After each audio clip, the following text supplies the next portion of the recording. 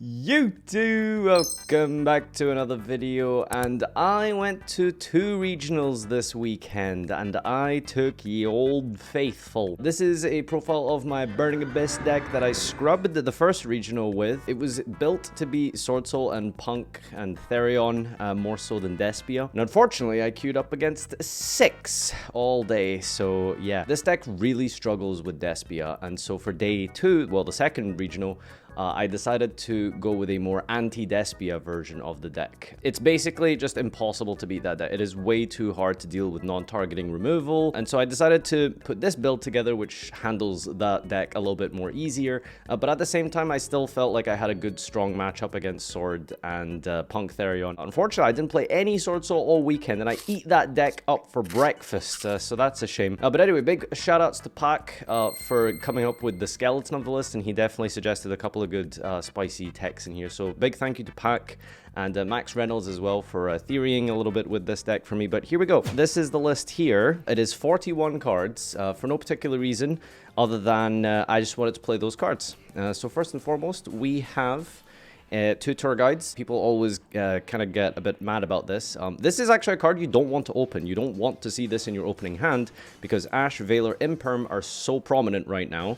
And having your tour guide negated means that the rest of the BAs in your hand are stuck there. So you only want to search this off of Skarm for your turn 3, and sometimes the second one comes up in a bit of a grind game, as well as playing Pot of Desire, so it's very important that you don't get rid of this. The one of Snow. Nothing really needs to be said about this. Book of Moon is super powerful, and it was clutch every time I summoned it. I main decked 1 copy of Token Collector. Now, while the format is obviously very Despia heavy, Sword Soul is still a very popular deck. It's very unfortunate I didn't play against any, but having this as a main deck card, just a one-of, being that you can just send it off of Beatrice or mill it with Fiendish Rhino, or obviously just randomly mill it with Dante, it's pretty good to have, especially when Brave Engine is also quite popular. So it does deal with a lot, and I think maining the 1 copy is actually super good. I also play the 1 Fiendish Rhino Warrior. A lot of people play 3, but I think again, because of the reasons I mentioned with Tour Guide, because of Valor and Imperm and Droplet, if you normal summon Rhino and then you special summon a Burning Abyss, if they negate the Rhino, the Burning Abyss will die, leaving you with nothing but a Rhino in the field. So it's actually not that great to draw. It's mostly just there so you can send with Beatrice, mill it, or just have a secondary target for Tour Guide. Altogether, it's not really as important as it would as you would think. So that's that for the sort of main kind of one-of-y sort of things. We're playing the entire team here: 3 Skarm, 3 Graph, and 3 Seer. The original OGs, of course, they are very important. I opted to play 2 Farfa. I filled the deck up with mostly the anti-meta cards, and so I wanted to keep the deck as close to 40 as possible, but I still couldn't bring myself to cut anything to bring it down to 41. In hindsight, I really did miss the 3rd Farfa today. There was a game, 2 games, I desired banish both of my Farfas and Snow, so that was really unfortunate. It could just be variance. Maybe you do still play 2, but I was very unlucky. The next best Burning Abyss monster after that is going to be Libich. Again, because of desires, it's important to have the second one, because Libich is how you help your OTK on turn 3, because it negates a Burning Abyss in your hand. Typically, you go Tour Guide for Libich, and then you link off into Tribony or Unicorn with the rest of your board, and then the Libich special summons the Seer, which is negated, and then you can link off the Seer for access code, and then then the Seer brings back the Dante, and then you rank that up into Beatrice or set up a Zeus. I play 1 Alich as well, so what you can do if they go Branded Opening, you can chain Beatrice to the Branded Opening and send Alich as the turn player. When the Branded Opening resolves on the new chain, they are the turn player, so they have to go Alabar Chain Link 1, then this will be on the new chain. Alich will be chain link 2. Shoutouts to any people who played this deck in 2016. You should remember how this works against Edea and IDOS. But yeah, we play the 1 Alich and another Barbar. You need to keep the names up, which is, you know, you need to just draw 2 BAs in every hand. So you would arguably want to play less because they're not very good cards. But yeah, I thought this was a good ratio. I think like it'd be good to play maybe 1 more name, probably the 3rd Farfa, because you just want to guarantee that you have 2 to 3 names in your opening hand.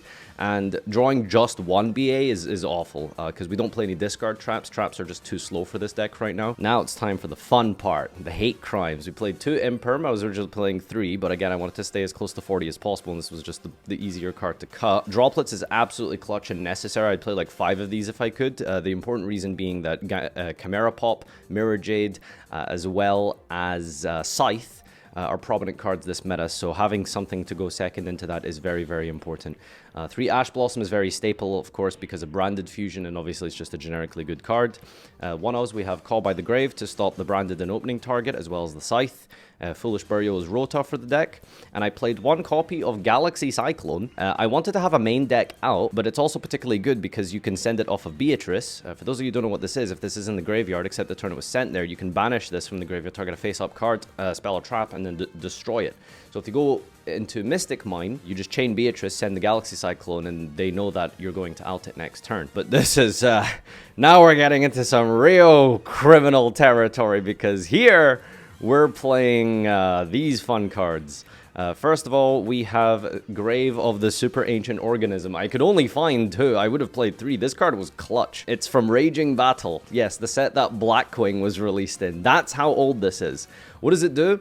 Well, level 6 or higher monsters on the field cannot activate their effects, and they cannot attack. It is Mystic Mine for level 6 or higher monsters, and guess what the meta is? Level 6 or higher monsters. They can't use their Therians, they can't use their Griffin Negate, they can't use their big Sword Soul Synchros, they can't use their branded fusion monsters. It's such a clutch card, and I decided to just try and get lucky a little bit today, because I lost every single dice roll on the Saturday, but on the Sunday I did manage to balance that out a little bit, and every time I drew it, it's really good. And it's not that bad going second, because you are able to stop any new fusions they summon, and stop them from attacking as well, which is really good. I also played 3 copies of Forbidden Apocrypha. This is like a good going second card as well, because typically, you know, you'll set, hopefully they miss with the Guardian Chimera. I know it's a very cope deck, please, I get it. But if you don't know what this card is another old boy here. You can declare Fusion Synchro, or is it Exceed as well, or is it Ritual? I don't know, it's typically Fusion and Synchro is what you use it for. So they make a big board of Sword Soul monsters or Fusion monsters, they go battle phase, they try to attack, and you flip Apocrypha, and you just basically Dark Hole the entire field. And I am maining the Dimensional Barriers as well. It's not as good going second, obviously being that it's a trap and they've already set up, but it's still really important, because if you can stop them with hand traps and then set this after breaking their board with a Zeus play, they can't come back from it. And finally, the 2 Pot of Desires. So that is the 40 card main deck.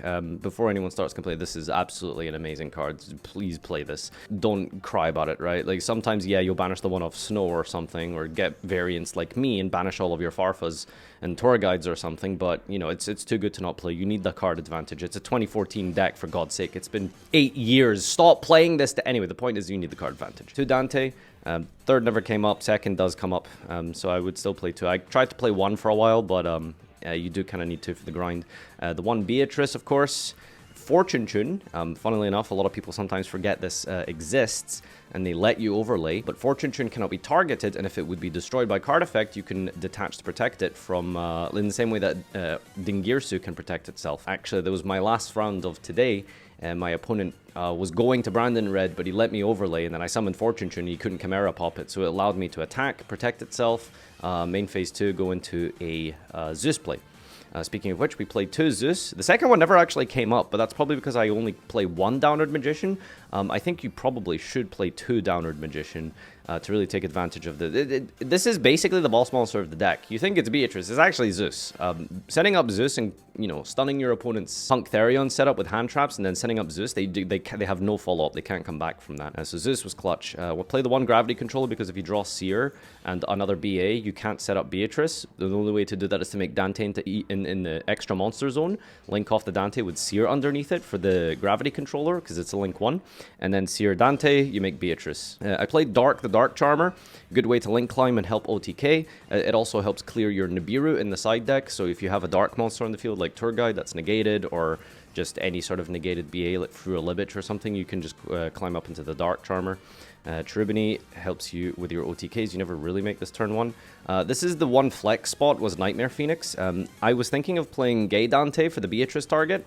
It actually came up a little bit, but typically Beatrice just summon a Dante is like fine, or even a Cherubini if they have nothing else to attack, and that sets you up really nicely for the next turn. So unfortunately, Gay Dante just wasn't really worth it, and so I opted to play Nightmare Phoenix. It's just a nice little extra attribute.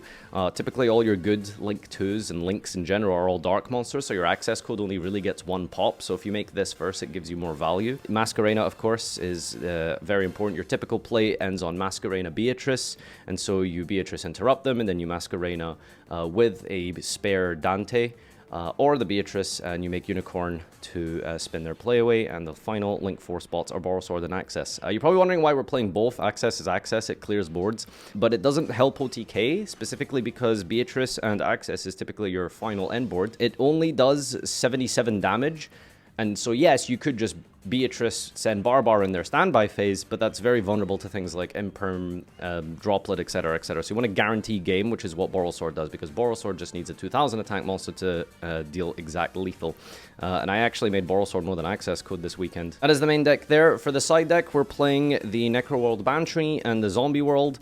It's just a nice little 2-card engine because you can send it with Beatrice. It beats Flunder, they can't play the game. It's pretty good against Salamangreat as well, and Dragons, so any sort of like meta but off meta deck like that, you can bring these 2 cards in and potentially auto win just off of it. I wanted to main deck the anti-spells, but I didn't want to have too many trap cards going bad going second. Dimensional Barrier is not that great going second unless you can pair it with hand traps, so I didn't want to overcommit to just win the dice roll forehead. But yeah, obviously anti-spell comes in going first, basically against everything. There's so many like good spells in the meta right now that you kind of just have to. 2 Veilers and 3 Nibiru for extra hand traps for going second into the combo decks. So that is for Punk Therion Sword Soul. You just want to bring in more disruption when you don't get to go first. And we also have for the back row decks Duster, Reboot, and Triple Twin Twister, and that makes 15 cards altogether. I thought the side deck was pretty good. I went a little bit heavier on the Twin Twister because it's a regional, but yeah, I think the side deck was pretty good. I think the main deck was overall quite decent.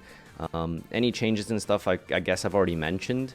But for the most part, yeah, like Super Ancient Organism was MVP. It is so good. It is literally Mystic Mine. Very important card. Like I said, I'd play 3, but the only reason I didn't get 3 was because, yeah, I couldn't find it because it's a Raging Battle card. My matchups this weekend was, ignoring the Saturday, I mean, I did scrub out, but if you must know, I played 6 Despia, and like I said, I played a more hand trap heavy version, and hand traps aren't very good into Despia, except specifically Ash Blossom, so that build really didn't help me. So I decided to just commit into having a really good matchup versus the combo decks and then side hard and heavy for the Despia, but you know, I guess it didn't work out in the end because you really do have to care about Despia. There's just so many people playing Despia. But yes, thank you everyone for watching. I hope you enjoyed this deck profile. If you have any questions, let me know in the comment section down below. Leave a like and subscribe as always, and until next time, adios.